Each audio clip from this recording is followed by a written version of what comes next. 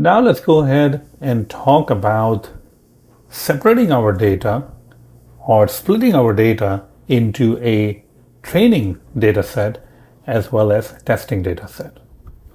Now we already know that we have around 22,000 rows, 22,000 records. What we can do is we can use probably 80% of that for training and 20% for testing.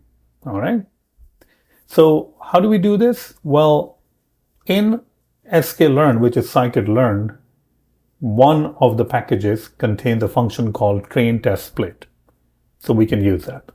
Now it's always a good idea to import these things right on the top so that when the person is starting, your developer, your colleague or other team member is looking at the first cell, they will know that what frameworks, libraries, packages are used. So I'm going to go on the first cell and going to say sklearn dot model selection. Sometimes it comes, sometimes here we go, it shows up. Import train test split. All right. And since I have added this, I will probably have to run this again. And when I run this again, you will see that the df now contains, it kind of like resets it, right? Because we're loading it. So I'm just going to go ahead and run all. All right. That takes a second. All right. So train test split is basically a function, train test split. And we need to pass in over here the x and y. X will be all the features and y will be our target column. And it doesn't really have to be called x and y. I mean, you can call them anything you want, but that's usually the convention. So in this case, x will be, what are the features that we have? Well, we have the name, we have the year, and we have the miles, right? So we already have the data frame, and what we can do is we want everything from the data frame anyways, except the price column, this one. So what we can do is we can just drop the price column, price, axis 1, which basically means we're dropping the column. Now, keep in mind that since we are calling df or dataframe.drop, it does not mean that the data frame itself will be changed or altered and the price column will be removed. It will not do that. All right. What it will do is it will drop the column, meaning remove the price column from the data frame, but return a brand new data frame and assign it to X. Brand new data frame. It will not alter the existing data frame. Now you might say, well, I do want to alter the existing data frame. If you do want to do that, then there is another property that your attribute you can set in place. And when you set in place, it's not really going to return anything, but it is going to alter the existing data set or data frame in this case. Now, I don't want to do that. And the reason I don't want to do that is that because I will need the price column in the next line. All right. So I am just going to say df.drop the price column and return all the other columns, which will be name, year, and miles. Okay. And for the y, which is our target value, we can say df. And since we didn't drop the price column, I can refer to the price column.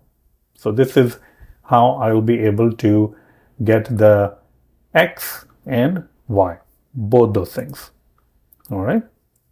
Another way to keep track of this or think about it is x are kind of like the questions and y are the answers. All right. If you want to do it that way or think about it that way, that is perfectly fine too. So now we have the X, which are all the features, all the input, all the questions, and the Y, which are all the answers, the target values, the price. We can pass these things into train, test, split. Now, train, test, split is going to return something. We're going to get back to that. And other thing that we're going to pass is the test size. Test size basically means that, well, X and Y both are 22,000 rows, right? What will be the test size? Test size is how many rows how many records, cards should I use for testing, and how many I should use for training purposes.